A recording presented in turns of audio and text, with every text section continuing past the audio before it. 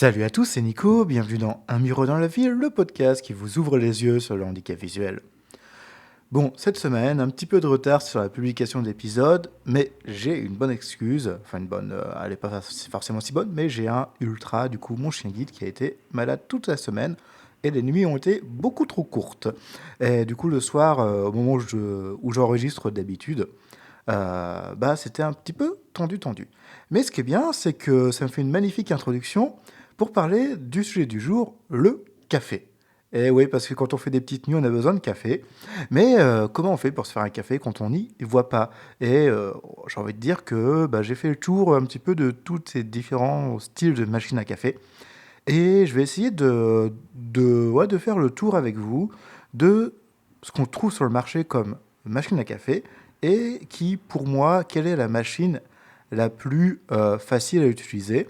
Et donc, je vais passer un peu en revue tout ça. Donc, on va commencer déjà directement par dire que le café, c'est quand même une boisson que beaucoup de monde boit le matin. Et si dès le matin, quand on n'est pas réveillé, on doit faire des actions un peu complexes euh, sans être sous caféine, ça peut être des fois un peu tendu. Et donc du coup, quand je me suis mis au café, pour moi ça remonte à peu près un peu moins de 10 ans maintenant, je me suis dit, ok, il y a quoi comme machine qui peut vraiment être utile pour moi. Et on va commencer par les machines à capsule, celles que, on va dire, j'aime peut-être le moins actuellement, qui sont pratiques, mais d'un point de vue écologique, c'est quand même pas ouf. Et dedans, moi, j'ai eu différentes machines. J'ai eu une Tassimo, j'ai eu une Dolce Gusto, j'ai eu une Nespresso, du coup, et je crois que c'est tout. J'ai dû avoir ces trois-là, et ce qui est déjà pas mal. Mais dans ces trois, il y en a deux qui ont des gros défauts, je trouve, et il y en a une qui est plutôt pas mal. Alors bien sûr, sur ces machines-là, on trouve différents dans la gamme, par exemple, Dolce Gusto, il y a différentes machines, dans la gamme Nespresso aussi, dans la gamme Tassimo aussi. Si on prend la Tassimo, moi j'ai utilisé, j'avais encore un reste visuel qui était correct, c'était capsule en plastique, du coup avec un espèce de code barre, et la machine en fait c'était un voyant, je crois c'est orange, en tout cas ça a peut-être changé aujourd'hui, mais à l'époque c'était orange pour dire que c'était pas prêt, vert quand ça avait reconnu la capsule, et puis rouge si ça l'avait pas reconnu. Et il y avait des trucs comme ça. Et donc, du coup, le problème de ces, de ces machines-là, qui sont avec des indications visuelles, c'est que nous, on ne peut pas savoir si la capsule a été bien reconnue ou pas. Donc ça, celle-là, pour moi, aujourd'hui, en tant que non-voyant, elle est out. En tant que malvoyant, j'ai envie de dire que l'avantage, c'était quand même que le côté, on va dire, côté lumineux du voyant était quand même assez fort. Donc si on a un bon reste visuel, ça peut être pas mal. Inconvénient, les capsules, elles se ressemblent toutes, et sachant qu'il y a différents types de boissons pour la Tassimo, et donc forcément, ça peut être un peu un inconvénient pour savoir quelle boîte on a. Après, soit on a toujours le même café ou les mêmes boissons, et dans ce cas-là, aucun souci, mais ça réduit quand même l'avantage de ces machines, qui est quand même de pouvoir faire différents types de boissons et avoir différents types de café un peu à volonté au final. Euh, donc voilà, après, on va pas passer, je vais pas faire un test des machines, hein. Vous allez trouver plein de tests sur internet de ce type de machine. Moi, je donne juste ce côté accessible. Ensuite, les Dolce Gusto. Donc là, j'en ai eu deux. Dolce Gusto, en fait, c'est le truc. Donc, on a pareil, capsule en plastique. Pareil, beaucoup de capsules différentes, beaucoup de café, de thé, de chocolat chaud, enfin plein de trucs. Et la particularité, c'est qu'elles font eau chaude, eau froide. Ça, très simplement, c'est un levier soit à gauche, soit à droite. Et le problème de ces machines-là, c'est que si vous avez une machine qui n'est pas à arrêt automatique, c'est à vous de savoir quand est-ce que vous voulez arrêter l'écoulement de l'eau. Et ça, c'est un vrai problème parce que sur une tasse à espresso, ça peut être des fois compliqué de mettre le détecteur de niveau d'eau. J'en parlerai un jour des petits ustensiles qui peuvent être assez pratiques dans la cuisine ou au quotidien. Et ce petit indicateur de niveau d'eau qu'on met sur le bord de la tasse, faut que les antennes puissent toucher à l'endroit où on souhaite. Et des fois, c'est pas si évident que ça de pouvoir arrêter là où on veut.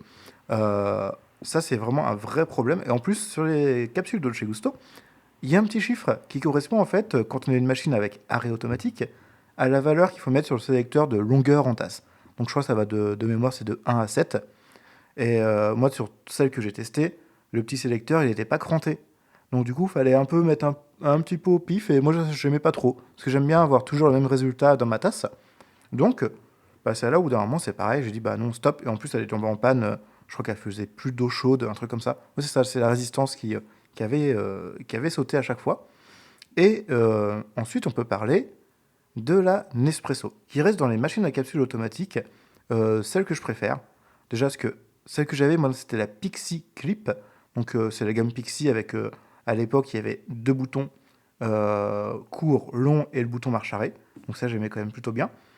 Et gros avantage aussi, c'est qu'on peut, sur ces machines-là, par exemple, c'est j'allumais la machine, je mettais ma tâche, je mettais ma capsule, je refermais la trappe où il y a la capsule, et j'appuyais directement sur le bouton court ou long. Et en fait, même quand on est en temps de chauffe de la machine, bah c'est pas un souci, la machine elle va finir de chauffer tranquillement, et après elle va lancer le café. Donc ça c'était plutôt chouette, parce qu'on n'a pas besoin de savoir si la machine est chaude ou non. Ce qui est, je crois que sur les Dolce Gusto et sur la Tassimo, c'est vrai que j'ai pas parlé de ça sur le temps de chauffe, je crois qu'elle ça se fait à peu près instantanément quasiment, donc il n'y a pas ce temps de chauffe. Mais bah, la Nespresso, du coup, je veux dire, j'ai pas trouvé trop d'inconvénients parce que bah, il y a une gamme de capsules compatibles et de capsules Nespresso qui est assez impressionnante. Je crois qu'on fait quand même par contre que du café, hein, bien sûr. Mais bah, c'est simple d'utilisation, les capsules sont plutôt faciles à utiliser. Si on veut une alternative un peu plus écolo, il y a des sites qui vendent des capsules avec, qui sont faites en fécule de maïs. Donc du coup, c'est totalement recyclable. Et là-dessus, c'est mieux du coup que certaines capsules qui sont plutôt en plastique. Et je crois que celle de Nespresso, les officielles, elles sont en aluminium, qui est aussi recyclable, mais ça demande de les ramener aux endroits de collecte. Et des fois, on n'en a pas toujours à côté de chez nous. Et quand on ne voit pas, bah, les trajets peuvent être compliqués. Ensuite, j'ai envie de dire, bah, sur les machines à capsules, je pense que j'ai fait plutôt le tour. Ce qui reste assez pratique, c'est quand elle s'arrête toute seule et que c'est facile en fait, qu'il n'y a pas de réglages à faire, des choses comme ça. Alors souvent ça réduit, bah, comme on l'a vu avec la Nespresso, ça réduit au café, court ou long. Je sais qu'il y a des machines chez Nespresso un peu plus haut de gamme qui font ristretto, espresso et long du coup. Et donc du coup, ça nous permet d'avoir trois longueurs en tasse, ce qui est plutôt intéressant en fonction de ce qu'on veut faire comme café. Ensuite, j'ai envie de dire, on va passer sur les machines où c'est nous qui mettons le café dans la machine, c'est nous qui mettons l'eau, et bah, on va voir que, pareil, on a, je vais parler de quatre machines différentes, ou peut-être que trois. Je vais voir la quatrième, je vais certainement la mettre dans la partie, on va dire, automatique. Donc dans les cafetières, on va dire qu'on peut trouver un peu chez tout le monde, on a la classique cafetière à filtre, où ça j'en ai une à la maison toujours, mais en vrai c'est assez compliqué je trouve de s'en servir quand on ne voit pas. Pourquoi? C'est pas le fait de mettre le filtre dans le porte-filtre, ni de mettre le café dans le filtre, c'est de savoir quel niveau d'eau on met dans la machine à café. Parce que bah, souvent il y a un réservoir à remplir. Le réservoir, c'est des machines, pour la majorité, on ne se fait pas juste un café avec une cafetière filtre, hein. Souvent, c'est 8, 10, 12 tasses. Et en fait, c'est le niveau d'eau qui va définir quelle quantité de café il va passer. Parce que la machine va s'arrêter quand il n'y a plus d'eau. Et ce souci-là, c'est que bah, nous, on ne sait pas trop à quel niveau on est. Et j'ai pas envie non plus d'avoir, on parle bien sûr du matin, même s'il y a beaucoup de cafetières à fil qui sont programmables, malheureusement pas accessibles. Donc dans mon cas, qui suis une personne qui vit toute seule, qui vit tout seul, c'est mieux de parler avec le bon genre, pour moi en tout cas. Et bah, je n'ai pas envie, forcément le matin, il faudrait que je trouve le bon récipient pour faire la bonne longueur de tasse, enfin, tout ça, c'est compliqué. Le soir, bah, c'est vrai que la programmation, si c'est pas accessible, bah, c'est mort. Et c'est vrai que ces machines-là, elles ont l'avantage d'être vraiment très très peu chères, parce qu'on en trouve des 15 euros, on en trouve des plus chers. J'ai même vu qu'il y avait des cafetières filtres avec broyeur automatique de grains. Donc ça se fait. C'est quand même beaucoup plus cher, je crois qu'on est autour des 150-200 euros. Mais pareil, toujours le même problème. Remplissage du bac, enfin du réservoir à eau. Et ça, c'est compliqué. Surtout quand on est seul. Ensuite, dans ces machines-là, on a la cafetière italienne. Cafetière italienne, du coup, on a un petit filtre à l'intérieur, on met l'eau en bas, on met la enfin, c'est une cafetière en fait en deux parties. Il y a une partie basse, ça va être le réservoir d'eau qu'on met. Ensuite, dans cette partie-là, avant de refermer avec la partie supérieure, on met un filtre où il y a notre dose de café. On visse la partie supérieure. Ça, on le met sur une plaque de cuisson. Donc après, ça va dépendre de vos plaques de cuisson ou de la cafetière, mais je pense qu'il y en a des compatibles induction si jamais. Et puis après, en fait, l'eau va chauffer en dessous, elle va monter dans le filtre à café, et le café va infuser, et au bout d'un moment, en fait, on va avoir un café plutôt serré. Ça fait un café fort, la machine italienne, hein, quand même, mais on a un café plutôt simple à utiliser si on est à l'aise avec sa cuisinière, et si on est à l'aise avec le temps de préparation de ce café. Personnellement, je ne m'en suis pas servi souvent. C'était plus sur le cafetière de camping, par exemple, parce que c'est hyper pratique sur un réchaud à gaz, petit réchaud de camping. Bah, on pose dessus, ça nous fait notre café. C'est hyper simple, c'est hyper pratique. C'est robuste. Voilà. Donc, si jamais vous faites un camping en pleine nature, vous faites attaquer par un ours, alors courez quand même. Mais en vrai, vous pouvez essayer de vous défendre avec une cafetière italienne, ça peut marcher si elle est solide. Euh, voilà, voilà. Et ensuite, dans les cafetières comme ça où on prépare, il y a les cafetières à piston, qui, dans cette catégorie, je pense, c'est celle que je préfère. Donc, cafetière à piston, ça se présente. Alors, c'est assez simple, hein. Vous avez la partie cafetière qui a en fait un gros réservoir, et vous avez la partie piston qui va venir descendre pour presser le café. Comment ça se prépare sur une cafetière à piston? Alors déjà, il y a des cafetières à piston, une tasse, deux tasses, quatre tasses, six tasses, huit tasses. Donc c'est vraiment la taille de la cafetière qui va faire la quantité de café. Donc ça veut dire que si jamais je peux très bien avoir une cafetière à piston, une tasse pour si je suis seul à boire du café le matin à la maison, comme là actuellement, mais je peux très bien avoir une 4 tasses ou une 6 tasses quand j'ai du monde qui vient. Et là, je prépare du coup plus de café. Donc ça, c'est tout à fait possible. Et en fait, le but de la cafetière à piston, c'est donc on retire le piston du dessus. C'est rien de mécanique, hein, c'est juste quand je dis c'est un piston, c'est vraiment un truc qui recouvre. C'est un couvercle avec le piston qui est dedans. Donc c'est une longue tige et au bout, on a une espèce de filtre qui fait tout le diamètre de la cafetière à piston, donc tout le diamètre intérieur. Donc on met le café au fond, on met ce café, par exemple, moi on m'a toujours dit, tu mets une cuillère pour la machine, une cuillère pour le nombre de tasses. Donc c'est-à-dire si vous avez une cafetière une tasse, vous mettez deux cuillères. Si vous avez une cafetière deux tasses, vous en mettez trois. Voilà, et ainsi de suite. Donc toujours plus un par rapport au nombre de tasses. Ça marche aussi normalement pour les cafetières filtres. Et là, vous mettez le café au fond, vous faites bouillir votre eau dans votre bouilloire électrique ou à la casserole. Vous transvasez l'eau chaude dans la cafetière. Là, moi, je sais que j'avais un détecteur de niveau d'eau qui marchait très bien, que je pouvais mettre sur le bord et ça faisait tout pile la bonne distance à respecter. Ensuite, on laisse le café infuser tranquillement pendant 4 à 5 minutes, ça dépend du café. D'ailleurs, il faut une mouture spéciale machine à piston. Ça, faut le savoir. Si c'est trop fin, ça va passer à travers le filtre. Si c'est trop épais, ça va pas infuser. Parce qu'on est sur une infusion douce, du coup. Et au bout de 4 à 5 minutes, on met le couvercle et on descend gentiment le piston. Faut pas forcer, faut pas y aller comme une brute. Faut descendre doucement, tranquillement. Et au bout d'un moment, en fait, on va arriver tout en bas. Et là, on va pouvoir servir le café. Voilà. Donc ça, c'est assez simple à utiliser. Ça ne demande pas trop de matériel. C'est des cafetières qui sont pas extrêmement chères. Je crois que ça se trouve entre 10 et 30-35 euros à peu près pour la plupart. Donc franchement, c'est plutôt pas mal. Et enfin, on va passer sur la dernière catégorie, qui va être plutôt les machines semi-automatiques et automatiques. Alors, qu'est-ce que j'entends par semi-automatique? J'entends par exemple les machines à percolateur où on va avoir le porte-filtre, où on met dedans notre café directement. Ce porte-filtre, on va le fixer à la machine. Et après, on a les boutons une tasse, deux tasses ou vapeur, je crois, sur celle que j'ai testée chez une amie il y a 15 jours. Et au départ, ces machines-là, je m'étais dit, ouais, ça va être quand même un peu compliqué à gérer et tout. En vrai, ça va. Le plus dur, c'est de ne pas mettre trop de café dans le porte-filtre, parce que si vous en mettez trop, on ne peut pas fermer le porte-filtre quand on le refixe sur la machine. Mais en vrai, une fois que tu as le coup de main, hyper simple. Et là-dessus, franchement, j'ai pas eu de gros soucis. Et c'était celle que j'ai testée, c'était une machine de Longhi avec, comme je vous ai dit, donc le porte-filtre, un bouton une tasse, un bouton deux tasses et un bouton vapeur, parce que cette machine avait une buse vapeur aussi. Et réservoir d'eau à remplir, et puis un petit bouton on-off pour allumer au terme de la machine. Défaut de cette machine-là, c'est que ça fait pas de bip pour dire je suis chaude, et on ne sait pas non plus à quel moment, quand est-ce qu'on peut lancer la machine. Quand on a l'habitude, au tout début, enfin, une fois qu'on a l'habitude, on sait que par exemple la machine va mettre 30 secondes à chauffer, et puis de toute façon, si on a mis le porte-filtre et tout, on appuie sur le bouton genre une tasse, et si ça se lance pas, c'est que c'est pas chaud. Voilà, tout simplement. Ou peut-être qu'il n'y a plus assez d'eau aussi. Mais Voilà, dans tous les cas, cette machine à percolateur, je la trouve assez pratique. En tout cas, celle de DeLonghi était pas mal. J'ai testé que celle-là, j'ai pas testé d'autres modèles. Parce que je suppose que dans ce genre de machine, peut-être qu'il y en a aussi avec des boutons tactiles et pas physiques.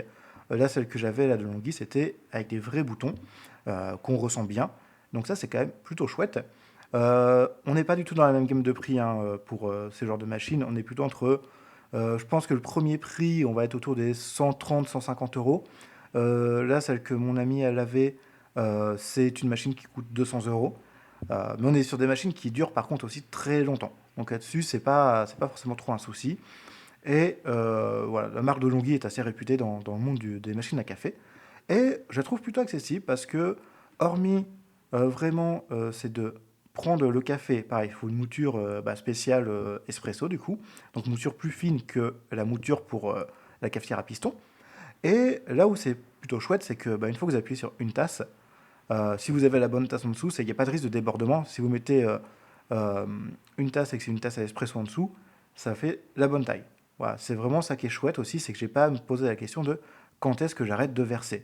Ce qui était un défaut par exemple de la cafetière à piston, c'est ça, c'est si je suis pas bien réveillé, que je suis un peu lent sur mes gestes, quand je remplis la cafetière ou quand je reverse le café dans ma tasse, ça peut être des moments où c'est pas forcément tendu, mais c'est pas automatique. C'est surtout ça, et l'automatique, c'est quand même plutôt pratique.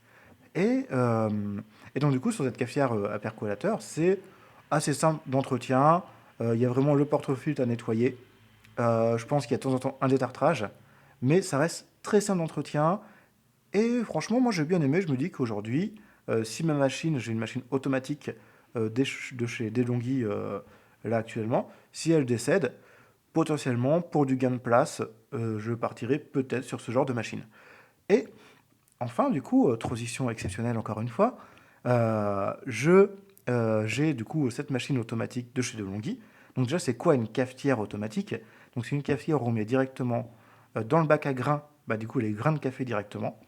La machine va moudre la quantité de grains nécessaire à la préparation du café que vous avez choisi. Moi, sur la mienne actuellement, donc j'ai une DeLonghi Magnifica Smart S de 2021 ou 2020. J'ai acheté début 2021, donc potentiellement c'était la machine qui est sortie en 2020, qui a encore des boutons. Et dessus, j'ai soit une tasse espresso, soit deux tasses espresso. Enfin, c'est espresso simple, double espresso, Lungo du coup pour faire une grande tasse, et Doppio qui a un truc en termes de longueur, c'est entre le double espresso et le Lungo, mais en termes de force, c'est plutôt costaud. C'est genre un double espresso, mais encore un peu plus costaud. Donc du coup, voilà, ça c'est assez pratique parce que c'est des boutons, c'est automatique. Moi j'ai juste à vérifier qu'il y a de l'eau, que les galettes de marc de café qui tombent à la fin de la préparation dans le bac à galettes soient pas pleins, sinon la machine détecte que c'est plein et a dit bah non, je peux pas faire de café, il faut que tu vides ça. Et que le bac de récupération d'eau, pareil parce que la machine rince les buses automatiquement à chaque fin et à chaque début de cycle. Enfin, j'allume ma machine, elle fait un rinçage des buses où le café va sortir. Euh, je fais mon café, j'éteins la machine, elle rince à nouveau les buses. Donc du coup, voilà, ça fait qu'il y a un nettoyage automatique, ce qui est plutôt pratique. Ça n'empêche pas de nettoyer à la main. Et l'entretien, je trouve qu'il est un peu plus complexe que des machines classiques. Là, il faut quand même faire un détartrage régulièrement. Il faut aussi ouvrir la machine. Alors, souvent, il y a une petite trappe sur le côté où on peut retirer la partie qui sert à faire l'extraction du café, du coup. Et cette partie-là, il faut la nettoyer aussi, nettoyer tous les résidus de café. Et puis, dans la machine, il y a énormément de poudre de café qu'il faut aller nettoyer assez régulièrement. Et quand on a des grandes mains, c'est pas si facile que ça. C'est des endroits très très restreints. Et donc, du coup, moi, je sais que j'ai un peu de mal. J'ai des mains pas si grosses que ça, mais déjà trop grosses. Donc pas évident non plus sur l'entretien de ces machines-là. Et le tarif, je crois qu'il est moins cher. Il me semble avoir vu une machine autour des 200 euros pour le plus bas prix que j'ai vu sur ce genre de machine. Et ça peut monter jusqu'à 2500, 3000 euros. Mais il y a énormément de choix de prix. Et la difficulté, c'est que comme tout électroménager, ils mettent beaucoup d'écrans tactiles. Donc soit effectivement on passe par une machine automatique connectée et on espère que l'application soit accessible. Et ça c'est la difficulté. Et sinon on passe comme moi sur une machine avec que des boutons mais qui commence à être difficile à trouver. Si vous avez un torréfacteur proche de chez vous, potentiellement, moi c'est ce que j'ai fait là dernièrement, je vais aller tester d'ici peu une machine de la marque Jura, qu'une marque plutôt haut de gamme. Mais je me dis, bah ouais, l'application fait pas mal de choses. Il y a des boissons lactées qu'on peut faire, genre cappuccino, macchiato, tout ça en fait. Et c'est surtout, ce qui est bien, c'est que cette machine, on n'a pas besoin de savoir gérer la mousse de lait, c'est la machine qui le fait pour nous. Alors que sur d'autres machines, ça va être des bus vapeur, et là, il faut gérer avec la vapeur, faire monter la mousse de lait, tout ça, un peu complexe. Et je me dis, ouais, ça peut être pas mal. Or, ok, c'est plus cher. Euh, là, j'ai pas, ma machine fonctionne encore, donc c'est juste voir si tout fonctionne. On m'a proposé de venir dans la boutique pour tester l'application qui s'appelle, chez Jura, c'est Joe, donc J-O-E, qui est l'application qui se connecte à la machine et avec laquelle on peut essayer du coup de lancer un programme. Donc je ferai certainement un petit test de l'appli quand j'aurai vu tout ça avec mon torréfacteur.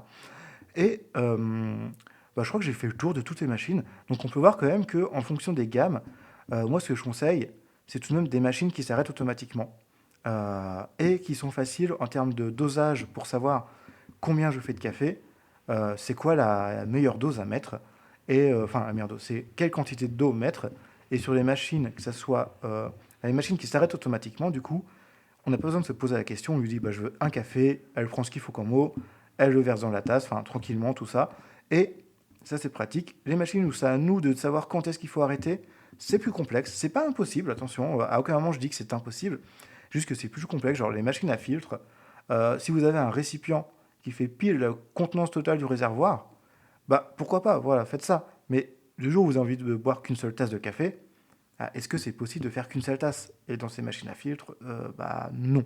Par contre, bah, ce que je conseillerais pour ceux qui veulent tenter, bah, la cafetière à piston, c'est plutôt pratique. Euh, Ça reste peu cher, il faut juste penser à la mouture pour cafetière à piston, comme je vous disais tout à l'heure. Mais en soi, ça reste une machine facile. Les Nespresso, c'est des machines qui sont quand même assez robustes aussi. Moi, j'ai jamais eu de soucis avec mon ancienne que je donnais à une amie. Et puis, bah, ensuite, bah, j'ai envie de dire, bah, j'espère que l'épisode vous a plu. N'hésitez pas à vous faire un petit café aussi, à mettre 5 étoiles sur l'épisode, à commenter, à partager comme d'habitude. Je suis dispo partout, hein, ça vous le savez. Vous pouvez me soutenir du coup en partageant. Vous pouvez me soutenir aussi en faisant un petit don ou un gros don si vous avez envie pour soutenir financièrement la chaîne de podcast. Euh, sur mon site unmirodanslaville.fr, la partie me soutenir, il y a un bouton pour payer via PayPal.